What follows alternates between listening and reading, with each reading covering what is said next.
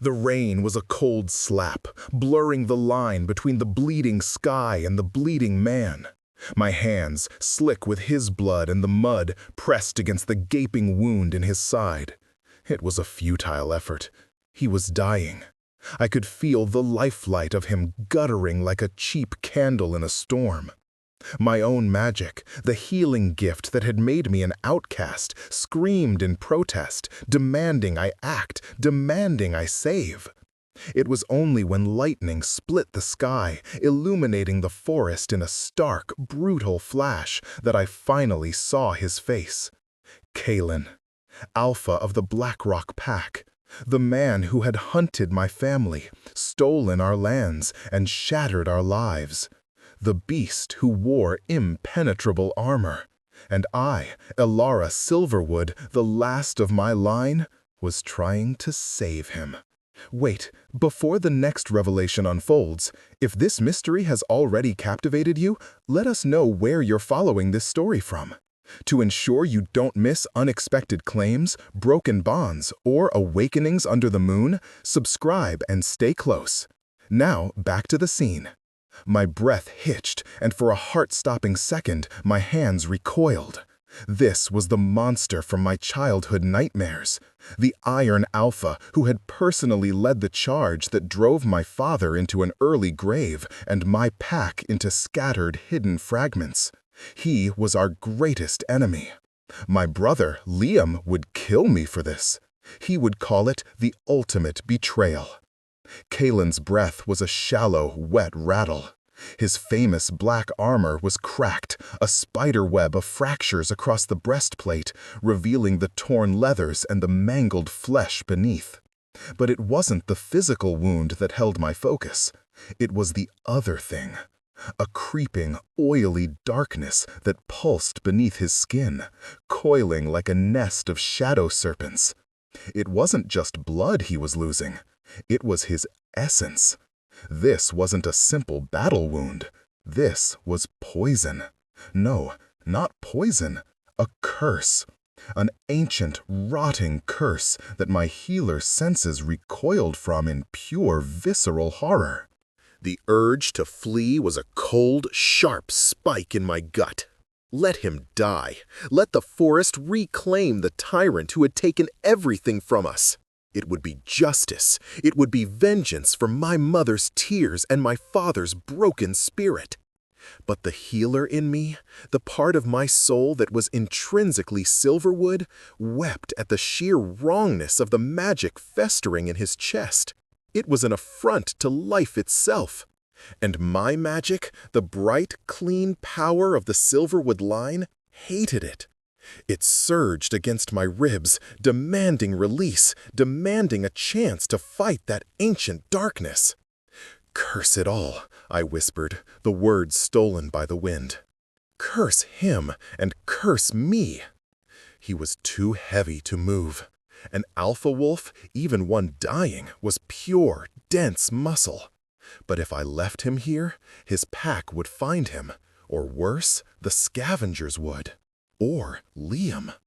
The thought of my brother finding him like this sent a fresh wave of ice through me. Liam wouldn't be merciful. He would make it slow. And if he found me here, tending to him, I couldn't bear the thought. "Get up," I hissed, grabbing the edges of his cracked armor. "Kalen, get up, you cursed brute!" A low groan rumbled in his chest. His eyes, the color of a storm-tossed sea, flickered open. They were hazed with pain. But even half dead, the sheer, crushing weight of his alpha presence slammed into me. He didn't see a healer. He saw an enemy. His lips pulled back in a snarl, though it ended in a bloody cough. "Silverwood," he rasped, the name a curse. He tried to lift a hand, to claw at me, but the effort was too much. "Be still," I snapped, surprising myself with the force of my command. "I am trying to save your miserable life, though the goddess knows why." His eyes narrowed, confusion warring with the pain. He didn't understand. Why would the daughter of the man he'd destroyed try to help him? I didn't understand it myself. "The cave," I muttered, my mind racing. There was a place, a hidden den I'd used as a child, not half a mile from here. It was dry, it was hidden. If I could get him there, I might have a chance. You have to help me. You have to shift. Can't, he forced out, another cough shaking his massive frame. The poison blocks the shift. Of course it did. This was magic designed to kill an alpha. I looked at his size, then at my own slender frame. It was impossible. But the stubbornness that defined my bloodline, the same stubbornness that had kept us alive in exile, rose up. Then you'll just have to be impossible to move. I tore a strip from my cloak, wadded it, and jammed it against the worst of the bleeding. Press this. If you pass out, you die. Understand? His glare was pure venom, but he lifted a trembling, gauntleted hand and pressed it to the makeshift bandage. I looped my arms under his, planting my feet in the sucking mud. "On 3, I grunted, "or we both die here. 1, 2, 3! It was the most grueling work of my life. He was a dead weight, a mountain of armor and dying wolf. I dragged him, step by agonizing step, through the thorns and mud. I used his own bulk to leverage him over fallen logs. He groaned, cursed, and twice he blacked out, forcing me to slap his face, screaming at him to stay with me, my voice raw with desperation and a fury I couldn't explain. I wasn't just fighting to save him. I was fighting my own revulsion, my own grief, and the screaming voice of my ancestors telling me to let the monster rot. By the time I hauled him through the curtain of ivy concealing the cave, I was shaking so violently I could barely stand. My shoulders felt torn from their sockets. I collapsed beside him on the cold stone floor, chest heaving. The cave was small, barely more than a hollow in the rock, but it was dry and shielded from the wind. He was paler now, his skin a ghastly gray. The bloody bandage I'd applied was already soaked through. The curse, it was fighting me. It was actively rejecting my attempts to staunch the flow. "No," I panted, crawling toward him. "You don't get to die. Not after I did all that." Not yet. I lit a small, flickering flame with my magic, the silverwood gift for life extending to the small comforts of it. The pale green-gold light pushed back the shadows, illuminating the small space. And it illuminated him. I had to get the armor off. It was a brutal, clumsy process. The buckles and straps were stiff with dried blood and mud. I had to use my hunting knife to saw through some of the leather. He was conscious, his eyes tracking my every move. His jaw clenched so tight I thought his teeth would shatter. He didn't have the strength to stop me, and that humiliation was a living thing in his gaze. "I am not your enemy right now," I said, my voice tight as I struggled with a pauldron. "I am a healer, and you are my patient. We can go back to hating each other when you're not bleeding out on my floor." "Your floor?" he rasped, a ghost of a mocking smile touching his lips. "This is Blackrock land, stolen by you." "This is the neutral forest, and you know it," I retorted, finally wrenching the breastplate free. It landed on the stone with a heavy metallic clang. And I froze. The armor hadn't just been cracked. It had been hiding it. The wound I'd seen was superficial, a simple gash from a blade. The real wound, the source of the curse, was beneath it. It wasn't a wound at all. It was a brand. A rotting, seething sigil burned into the flesh over his heart. It was a vortex of black magic, tendrils of it snaking up his neck and down his ribs, pulsing with a slow, sick rhythm. His skin around it was dead, gray, and cold. I reached out, a trembling hand, not quite touching. "Goddess preserve us," I whispered. "What is this?" "The Silverwood legacy," he spat, his voice thick with a hatred so profound it was almost tangible. "What?" My head snapped up, my eyes locking with his. "That's a lie. My family's magic is life. We can't do this." "Your great-aunt, a nail, did," he bit out, a spasm of pain arching his back. "The Treaty of the Weeping Willow. She cursed my line when she didn't get the borders she wanted." My world tilted. The Treaty of the Weeping Willow. It was the event that had started the war, the event that had cost us everything. We had been taught that the Blackrock Pack, led by Kalen's father, had betrayed us, ambushing our delegates and seizing our lands. We were the victims. We were the martyrs. "You're lying," I said, but the words were weak, hollow.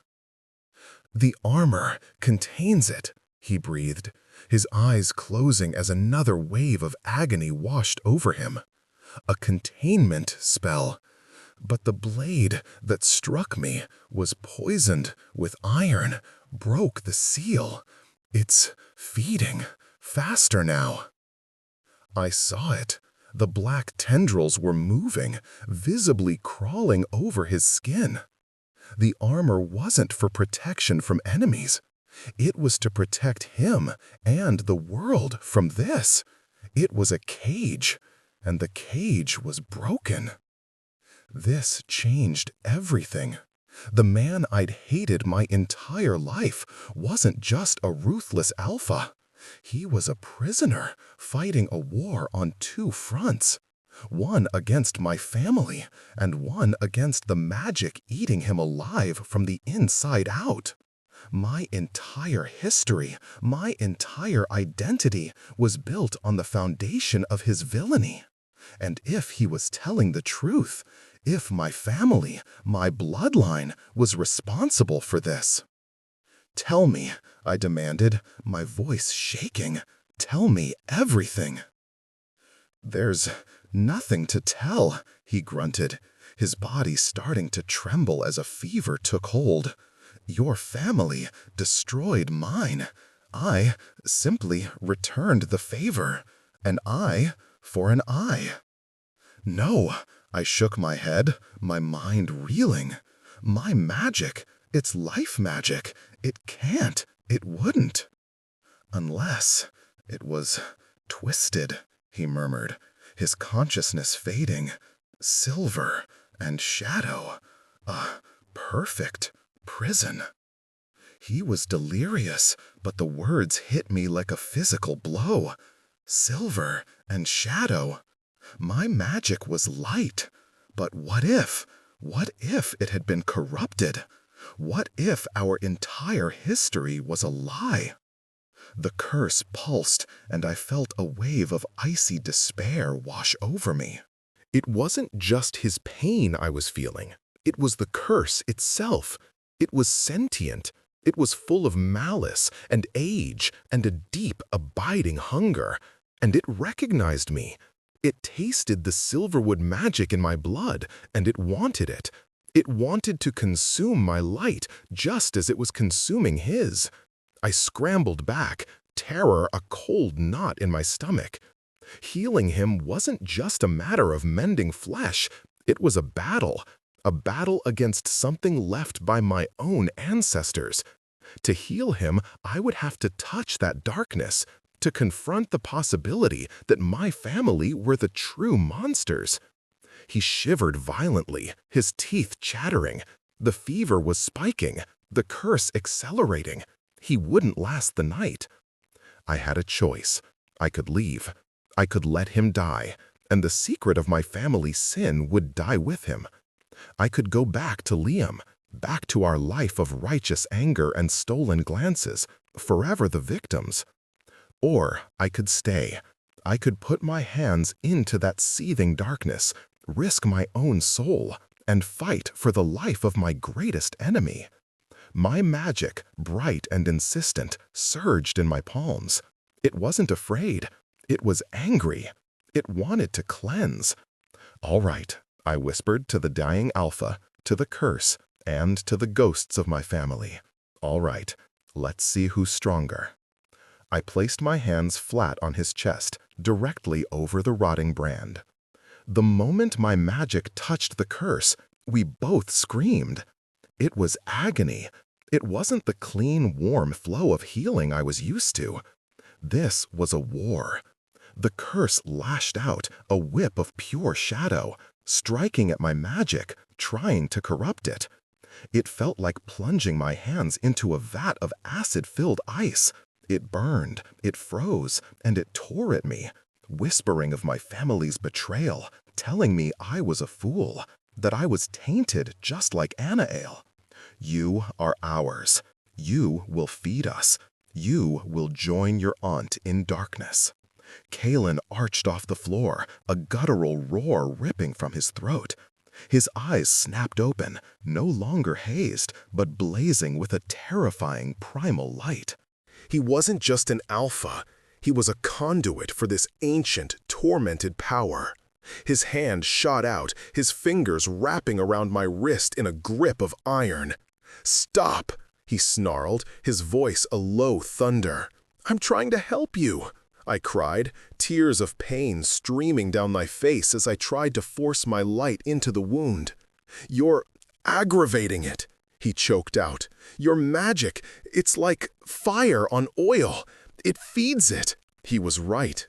The more I pushed my healing light, the more the black tendrils thrashed, the more violently the curse fought back. It was drawing on my power, twisting it, using my own gift as fuel. I tried to pull back, but his grip on my wrist was unbreakable. "It has me," I gasped, feeling the cold of the curse begin to seep past my magical shields, climbing my arm, numbing my skin. "Kalen, let go!" No. His eyes were terrifying, fixed on mine. He was in as much pain as I was, sweat beading on his forehead, his muscles corded.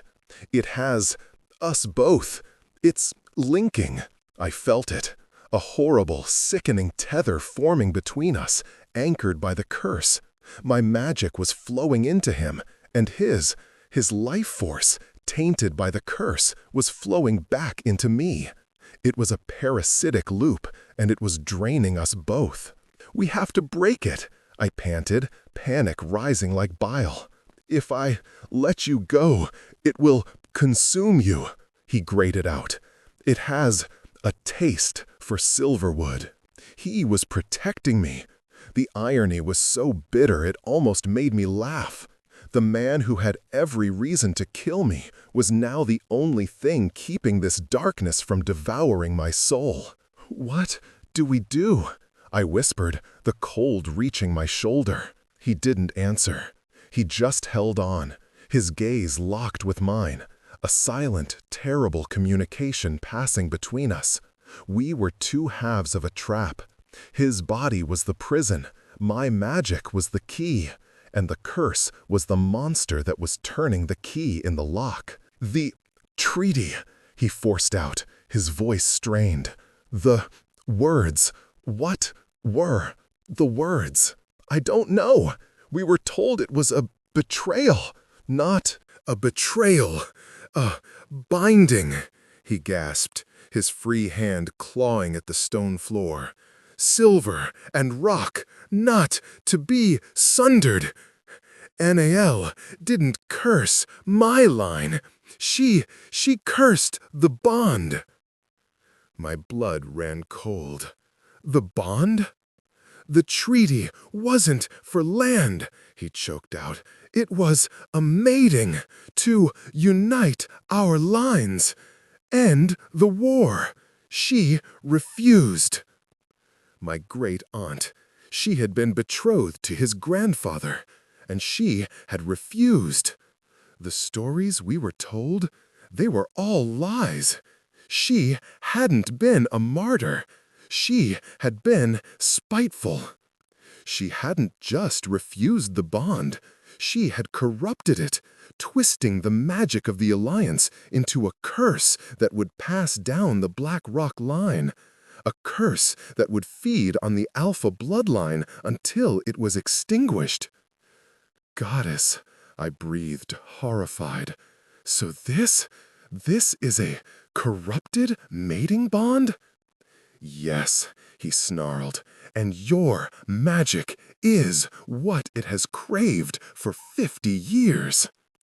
The darkness surged, empowered by my proximity. It wasn't just trying to drain me. It was trying to claim me, to finish the bond NAL had started, to twist me into a dark consort for its captive alpha. I felt its oily tendrils wrap around my very soul, and I screamed again, a raw, terrified sound that echoed in the tiny cave. Kalen roared, a sound of pure, primal fury. He let go of my wrist, but not to break the connection. Instead, he grabbed my other hand, yanking me forward until I half-sprawled across his chest. He pulled both my hands flat against the brand, his own massive hands covering mine, trapping them there. "What are you doing?" I shrieked, fighting against him. "It wants a bond," he roared, his voice shaking the stones. "It wants a Silverwood. Then it can have one. But not like this. Kalen, no, it will kill us both." "It's killing me anyway," he yelled, his eyes rolling back as he focused all his strength, all his will. "But it won't take you. I am the Alpha. I set the terms." He wasn't fighting the curse. He was redirecting it. He was using his ironclad alpha will, the same will that had held his pack together and conquered territories, to control the flow. He was forcing the curse away from me. He was pulling all of its hunger, all of its pain, back into himself. He was shielding me, taking the full brunt of the corrupted bond's power. "Stop," I sobbed, feeling the agonizing pressure on my magic lessen, but watching him convulse beneath me. The black veins on his skin thickened, crawling up his throat, his face turning a deathly white. "You're killing yourself." "This is my fight," he gasped, his blood-flecked spittle hitting my cheek. "Not yours. It ends with me." "No!" I cried, my terror replaced by a sudden fierce surge of Silverwood stubbornness. "You said it yourself. It's a bond. It takes two." He was fading, his grip weakening. The curse, realizing it was being starved of its newfound meal, redoubled its assault on him. He was losing. I stopped fighting him. I stopped trying to pull away. Instead, I pushed. I leaned into him, planting my hands firmly on his chest, and I made a choice. "It wants a bond," I whispered, my voice shaking but hard. "It wants silver and rock. Then it will have it, but not a corrupted one, a new one." "Elara, no, don't," he breathed, his eyes fluttering. I ignored him. I closed my eyes, shut out the pain and the fear, and I sank past the screaming darkness, past the corrupted magic of my ancestor. I searched for him. I searched for the core of Kalen, the man beneath the curse, the alpha beneath the armor. I found it, a flickering, stubborn ember of pure, gray-blue light, banked low, but not extinguished. And I poured my magic into it, not at the curse, into him. I didn't try to heal the brand. I healed the man. I fed my light, my life, my essence straight into his. It was the most intimate, terrifying thing I had ever done. It was more than healing. It was giving. I was offering my magic, myself, to my enemy, bypassing the curse entirely. I am Ilara Silverwood, I declared in the silence of my mind, a vow to the magic, to him, to the world. And my magic is for life. It is not for shadows, it is not for hate. The curse screamed. It was a soundless, psychic shriek that rattled my bones. It had been bypassed. It was being starved.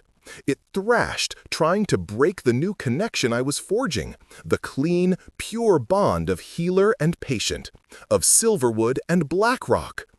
Kalen's body went rigid. His eyes flew open, and this time they were clear. They were a piercing, crystalline gray, and they were locked on me. He wasn't just seeing an enemy or a healer. He was seeing me, and I was seeing him. I saw the decades of pain, the crushing loneliness of his fight, the burden of his alphahood, the terrible, secret shame of the curse he carried. He inhaled a long, shuddering breath, and for the first time, it didn't rattle. Ilara, he breathed, and my name on his lips was no longer a curse. It was a question. The black brand on his chest was still there, but it was fainter. The angry, pulsing red had faded, and the black tendrils had receded, no longer crawling. They were static, like a scar, not a living thing. I hadn't destroyed the curse. I had contained it. I had reinforced the prison, but from the inside. My magic had bonded with his life force, creating an internal shield that starved the curse of its nourishment. I pulled my hands back, my arms shaking so badly I could barely lift them. They were icy cold, numb to the bone, but they were clean. The feeling of corruption was gone. I sagged, the adrenaline and magical exertion draining me in a single devastating rush. I collapsed onto his chest, my ear pressed against the spot where the brand lay dormant. His heart was beating, strong, steady, slow. He was alive. He was stable. The fever was breaking. I could feel the heat receding from his skin. His hand, no longer trembling, came up. It was hesitant. He didn't grab. He didn't command. His fingers brushed the hair from my face, his calloused thumb tracing the line of my jaw. It was the lightest touch I had ever felt from him, and it sent a jolt through me that had nothing to do with magic. "You saved me," he whispered. His voice no longer a rasp, but a low, gravelly rumble that vibrated through my bones. I think so," I murmured, too exhausted to move. It's dormant. Not gone, Kalen. It's still there. I put it to sleep. How? I don't know," I admitted, lifting my head. "I stopped fighting it. I bonded my magic to yours, to your life force. It's shielding you, as long as I'm connected." The implication of my words hung in the air. As long as I'm connected. I had, in my desperation, created a magical tether between us, a lifeline, one that tied the last Silverwood healer to the Blackrock Alpha. His gray eyes searched mine. The enmity was gone, replaced by a raw, staggering vulnerability that mirrored my own exhaustion. He was the man who had taken my home. I was the woman whose family had cursed his. And now we were inextricably bound. His life dependent on my magic. "Your family," he began, his voice rough. "Lied," I finished for him, the single word a heavy stone in my gut. "They lied. We were all lied to." A heavy silence settled in the cave, broken only by the sound of our breathing and the distant patter of rain. The war, the hatred, the vengeance that had defined my entire life, It all felt thin and hollow, a story told by ghosts. The truth was here, in this cave, in the man breathing beneath me, and the magical scar that now tied us together. What happens now? I asked, the question terrifying. Kalen looked at the cave ceiling, his expression unreadable. Now, he said, his voice hardening slightly, we survive. My pack will be looking for me, and yours will be looking for you. My blood went cold. Liam. If Liam found us? If he saw me, lying on Kalen's chest, our magic intertwined, he wouldn't understand. He would see only the ultimate betrayal. He wouldn't see a healer. He would see a traitor. I have to go, I said, scrambling to get off him. My muscles screamed in protest, and a wave of dizziness made me sway. His hand shot out, steadying me by the elbow. His touch was warm. You're in no condition to go anywhere, he said, his alpha tone returning, but without the usual bite. It was protective. You drained yourself, Ilara. You need to recover. You don't understand, I said, panic making my voice thin. My brother, Liam, he's not like me. He lives for the past. He lives for the vengeance he thinks we're owed. If he finds you here, if he finds me here, I can handle your brother, Kalen said, pushing himself up onto his elbows. The movement was stiff, pained, but he did it.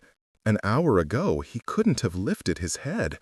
My magic was already working, knitting flesh, restoring strength. You're in no condition to handle anyone, I shot back, rubbing my temples. You're still wounded. The curse is dormant, not gone. You're strong, but you're not whole. Neither are you, he countered, his gaze intense. I can feel you. Through this. He tapped the scar on his chest. You're empty, like a hollow reed. I am drawing too much. He was right. The new bond was a constant low-level drain. It wasn't violent like the curse, but it was there. I was his lifeline, and it was costing me. I'll be fine, I lied, pushing myself to my feet. The cave spun. You're a terrible liar, Silverwood, he grunted, using his alpha strength to force himself into a sitting position against the cave wall. He looked like a king holding court in hell, pale and scarred, but undeniably powerful. We are a problem. Together, we are a beacon. Your brother, my pack, the ones who poisoned me, they'll all be drawn here. The combined magical signature of a Silverwood healer and a Blackrock alpha, intertwined with a 50-year-old curse. We were a lighthouse in the dark. Who poisoned you? I asked. Was it Liam? Kalen shook his head. No, your brother is predictable, a zealot. This was subtle. The poison on the blade, it wasn't meant to kill. It was meant to break the armor seal. It was a test to see if the curse could be unleashed. A third party, I whispered, the thought sickening. Someone who knows about the curse. Someone who wanted it free. Someone who knew your family's magic was the key. He finished, his eyes dark. Someone who, perhaps, lured you here. A cold dread, deeper than anything I'd felt before, settled over me. This wasn't an accident. My finding him, it felt like fate, but maybe it was a trap for both of us. We have to leave, I said, my voice firm. We can't stay here. We're too exposed. And go where? He challenged. To my pack? They'll see you as the enemy who finished what your aunt started. To your people, they'll see me as the monster, and you as his whore. The crude words stung, but he wasn't wrong. We were pariahs. We had no allies. We had only each other. I know a place, I said suddenly, my mind grasping at a thin thread of hope. Another, older, secret. The Silverwood Heart Cave. It's shielded, warded by magic older than Anakale, older than the Pax. He raised an eyebrow. You would trust me with your people's most sacred place? You're trusting me with your life, aren't you? I countered. It seems we're past the point of old loyalties. Besides, I added, giving him a weary look, can you even walk? A ghost of a smile, sharp and dangerous, touched his lips. Get me a staff, healer, and I will show you what a Blackrock Alpha is made of. I found a sturdy branch near the cave mouth, my body aching with every step. The bond was a strange, disorienting sensation. It was like a new limb, a new sense. I could feel his pain, a dull throb in my own chest. And I could feel his strength, a solid, grounding presence at the back of my mind. It was terrifying, and it wasn't entirely unpleasant. It was company. I hadn't realized how lonely I'd been. I brought him the staff. He used it to haul himself to his feet, hissing as the wound in his side pulled. He stood, swaying for a moment, a full head and a half taller than me, a giant of a man. His armor was gone, his torn leathers and linen shirts stained with blood and mud. He was unguarded, unarmored, for the first time in his adult life. And beneath the dirt and blood, he was not the monster I had imagined. "Which way, Ilara?" he asked, his voice quiet. I pointed deeper into the woods, away from both Blackrock and Silverwood territory. "This way. It's a few miles, through the ridges. We have to hurry." He nodded, his jaw set. "Lead on." We moved through the forest like ghosts, him leaning heavily on the staff, me scouting ahead, my senses alert. The bond was a hum between us. When he stumbled, I felt a jolt. When I sensed a hunter's trap nearby, he paused, his head cocked, feeling my anxiety. We didn't speak. We didn't need to. We were a two-person pack, bound by magic and mutual desperation. We traveled for hours. The sun began to set, painting the sky in bruises of purple and red. My exhaustion was a physical weight, dragging at my limbs. The bond was draining me, and Kalen, for all his strength, was still badly injured. He was pushing himself on pure stubborn will. We were cresting a low ridge when I felt it, a prickle on my skin, a scent on the air. "Down," I hissed, yanking on his arm. He dropped, crashing into the undergrowth beside me, his response instantaneous. We lay still, hidden by ferns, our breathing unnaturally loud in the sudden silence. And then I saw them, 3 wolves, moving through the trees below us. Their pelts were the familiar silver gray of my own pack. "Silverwood, Liam," I breathed, my heart sinking. One of the wolves, the largest, paused. He lifted his head, scenting the air.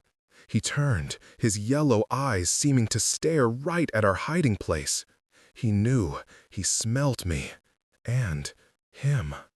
The wolf let out a long, mournful howl. It wasn't a call to hunt, it was a call of betrayal. "He knows," I whispered, my voice trembling. "Kalen, he knows I'm with you."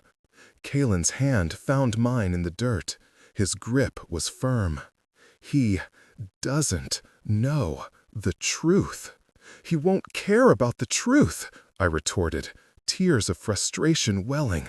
"He sees what he wants to see. A traitor sister." The great silver wolf, Liam, threw his head back and howled again, this time a sharp, angry summons. He was calling the rest of the patrol. "We have to run," Kalen said, his voice flat and hard. He was already pushing himself up. "Now, Ilara, as fast as you can." We ran.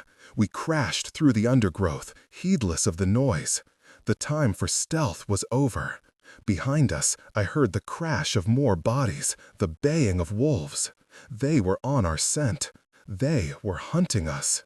"The heart cave," I panted, pointing to a sheer rock face visible through the trees. "It's just beyond there. The entrance is hidden behind the waterfall." "They'll corner us," Kalen gasped, his bad leg dragging. The wound in his side had opened again. I could smell the fresh blood. He was fading. "The wards are strong," I told him, trying to convince myself. "If we can just get inside." We burst through the tree line into a small clearing. A curtain of water cascaded down a dark rock face into a shallow pool. "The heart cave." "Behind the water!" I yelled, grabbing his hand and pulling him forward. We plunged through the icy spray, and I slammed my palm against a smooth, dark stone hidden by the torrent. A shimmer of green-gold light, my family's magic, flared, and a section of the rock dissolved, revealing a dark, dry tunnel. I shoved Kalen inside. "Go! Go!" I turned to follow, but a heavy weight slammed into my back, driving me face first into the rocky ground at the mouth of the cave. I screamed as claws raked my shoulder. "Liam!" I shrieked, rolling over, my healing magic flaring instinctively to form a weak shield. The great silver wolf stood over me, his lips peeled back in a terrifying snarl, his yellow eyes blazing with a righteous, fanatical fury. He wasn't my brother, he was an executioner. "Traitor!" His voice, not spoken, but projected into my mind, was a razor-edged blade. "You defile yourself. You defile our blood." "Liam, no, it's not what you think," I cried, scrambling backward. "He was dying. Our family, we cursed him." "Lies," he roared, lunging for my throat. A black-furred missile shot from the cave, slamming into Liam's side with the force of a battering ram. "Kalen!" He had shifted. It wasn't a full, healthy shift. He was still wounded, his movements stiff. But he was an alpha. He was massive, a creature of shadow and pure primal power. He met Liam, and the two wolves tumbled in a snarling, vicious heap, claws and teeth flashing. "Kalen!" I screamed. He was in no condition for this. Liam was in his prime, fueled by rage. Kalen was running on fumes, his life tied to me by a thread. Kalen was bigger, but Liam was faster. He ducked under Kalen's lunge and buried his teeth in Kalen's wounded side. Kalen roared in agony, a sound that ripped through me, and I felt a searing, white-hot pain in my own side, as if I had been bitten myself. The bond! "Stop it!" I screamed, staggering to my feet. "Liam, you're killing us both!" Liam ignored me. He was lost in the blood rage. He tore at Kalen, trying to finish the beast who had ruined our lives. "No!" I yelled, and I threw my hands out. I didn't summon a shield. I summoned light. A torrent of pure, blinding silverwood light erupted from my palms. It wasn't a gentle, healing glow. It was a concussive, furious blast. It struck both wolves, throwing them apart. Liam yelped, scrambling back, his fur singed, his eyes wide with shock. He had never seen me use my magic as a weapon. I had never seen me use my magic as a weapon. Kalen, too, had been thrown back, but he landed on his feet, his massive black form poised between me and my brother. He was bleeding heavily, his breath coming in ragged gasps, but he stood his ground. He was protecting me. "Ilara," Liam growled, shifting back into his human form. He was naked, his body tense, his eyes still burning. "What have you done? What is this?" "It's the truth, Liam," I said, my voice shaking, my hand still glowing. "Great Aunt Anael, she wasn't a martyr. She refused a mating bond with Kalen's grandfather. She twisted the magic. She created the curse that has been killing their line for 50 years. She's the one who started this war. Liam stared at me, his face a mask of disbelief. Lies, Blackrock lies. He has corrupted you. He has not, I shouted, stepping out from behind Kalen to stand beside him. The Blackrock Alpha and the Silverwood Healer, side by side. I saw it, Liam. I felt it. My magic? It's the only thing keeping him alive. It's the only thing holding the curse back. Look. I placed my hand on Kalen's fur, where his wound was. My light flowed into him, and Liam watched, his jaw slack, as the gaping tear began to slowly, sluggishly knit itself closed. "Witchcraft," Liam whispered, his face pale. "You are bonding with the enemy." "He is not the enemy," I cried, "not the only one. Someone else, someone poisoned him. Someone broke the containment spell on the curse. Someone wanted this chaos. We were all used, Liam. Blackrock and Silverwood were puppets." "He is Kalen," spat, his conviction returning. "He is the one who drove us from our homes." "He is the one whose father killed our father. My father killed his." Kalen's deep voice rumbled from his wolf form, startling us both.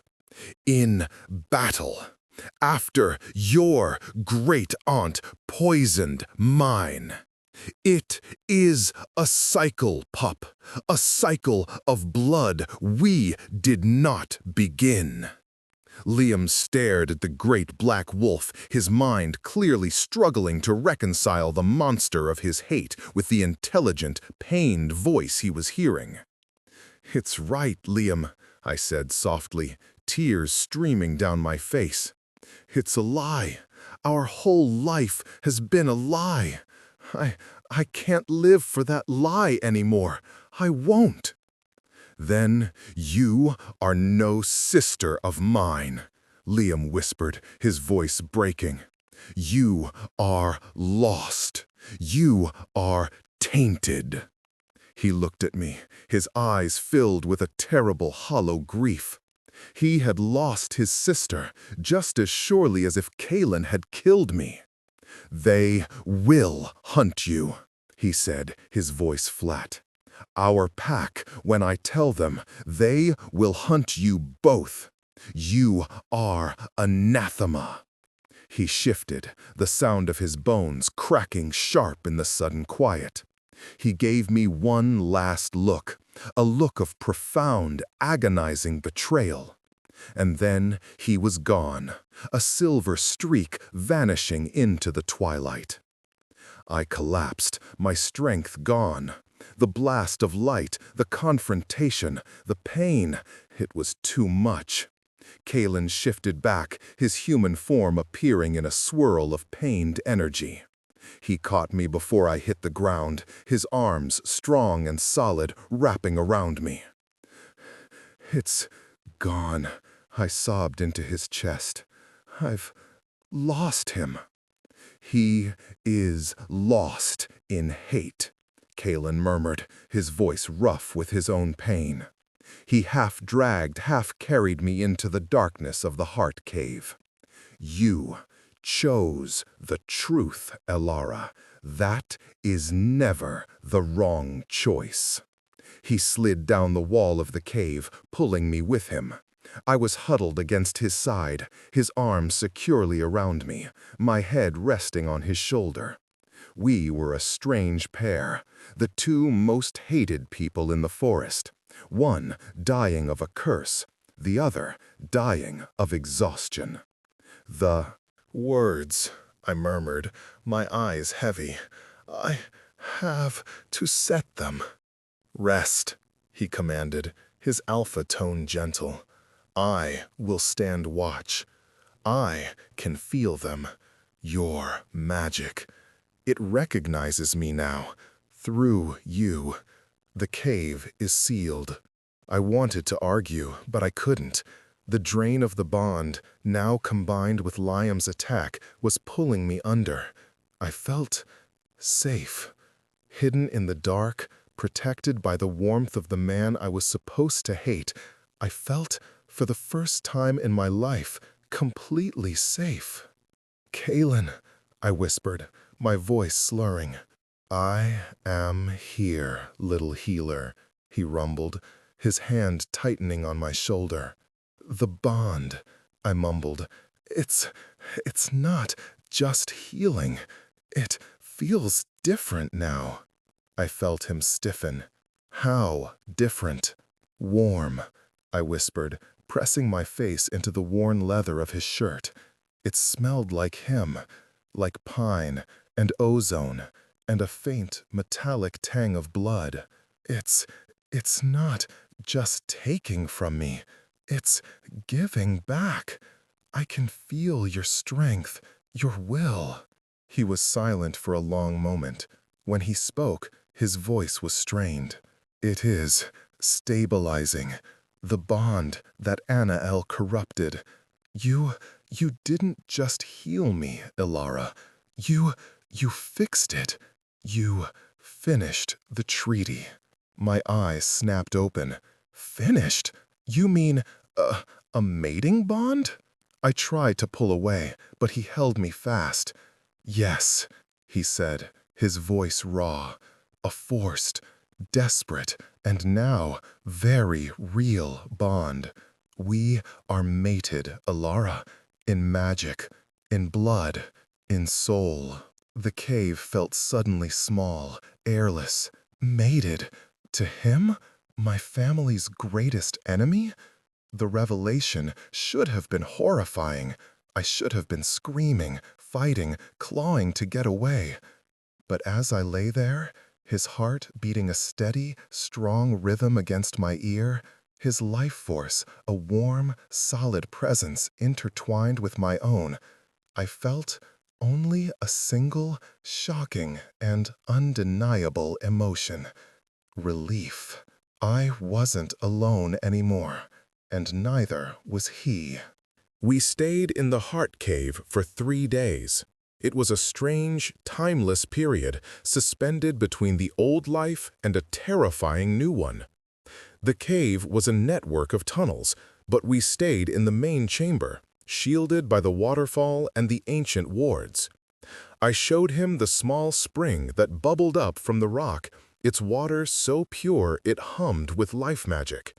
We drank from it, and it restored us. The bond between us strengthened, settled. It was no longer a frantic drain or a desperate push. It became a quiet, constant river, flowing both ways.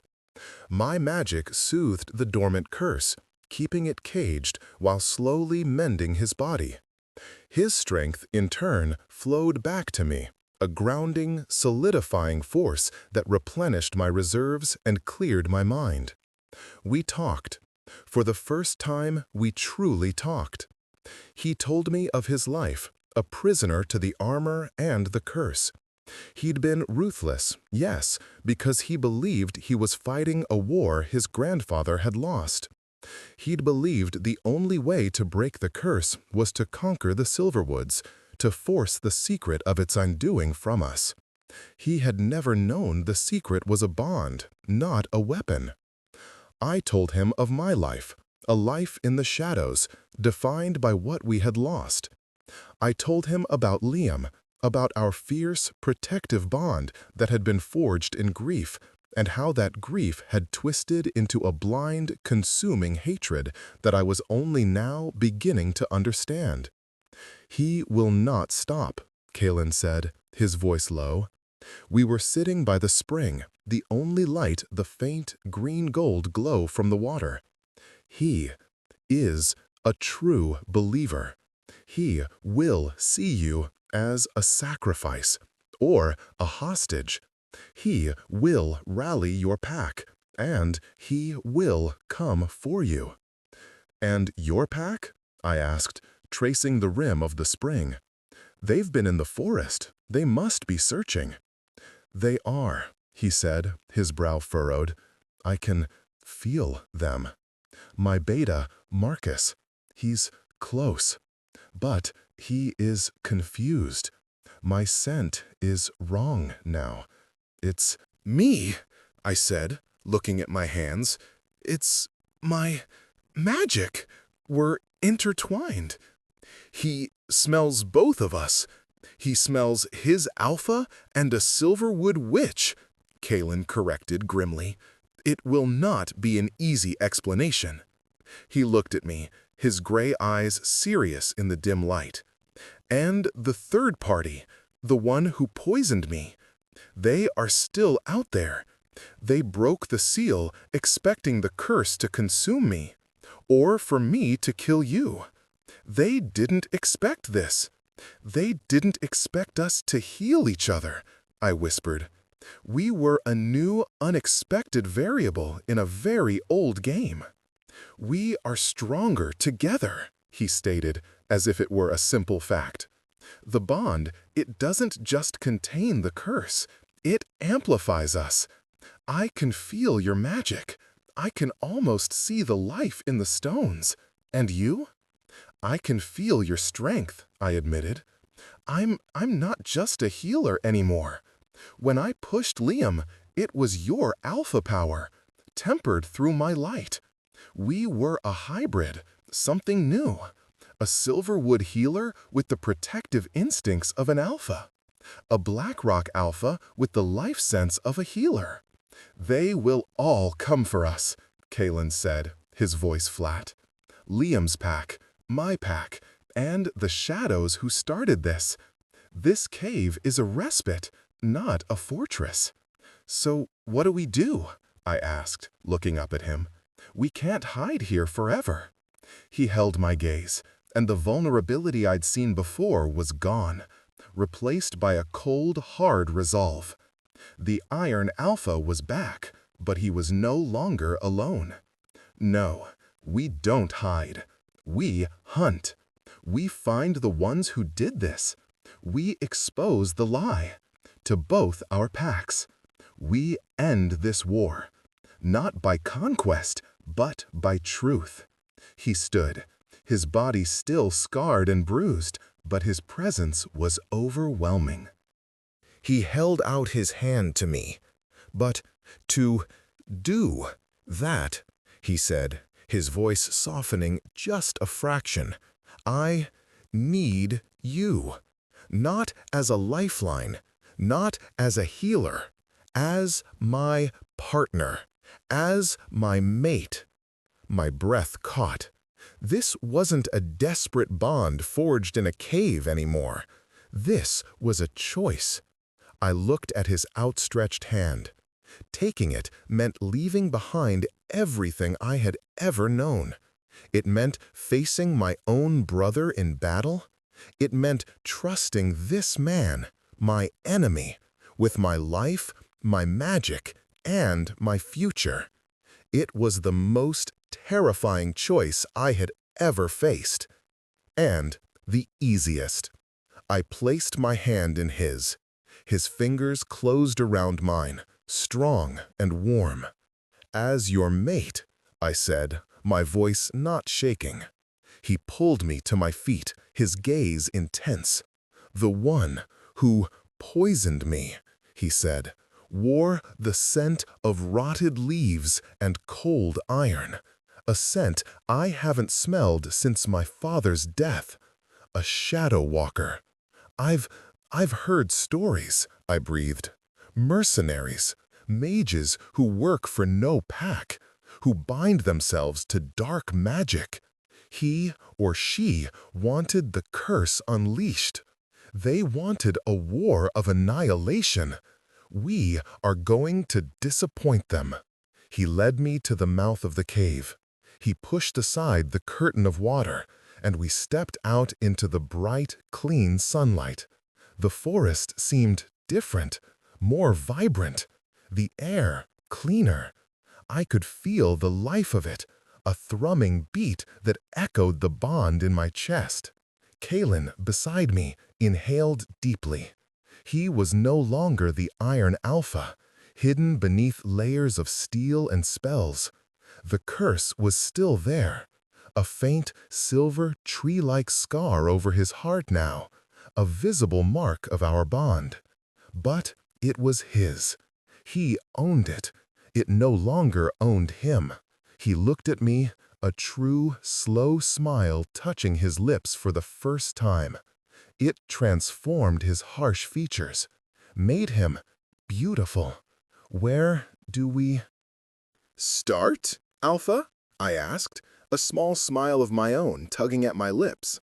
"We start with my pack," he said, his smile fading into a look of grim determination. "We start by showing them their new Luna." He lifted his head and let out a howl. It wasn't the howl of betrayal Liam had given. It wasn't a howl of pain. It was a clear, ringing, powerful summons. A call that said, "I am here, I am whole, and I am not alone." And from the distance, faint but growing stronger, came an answering call. My hand was still in his. He gave it a squeeze. It wasn't a war. It was a reckoning, and we would face it together.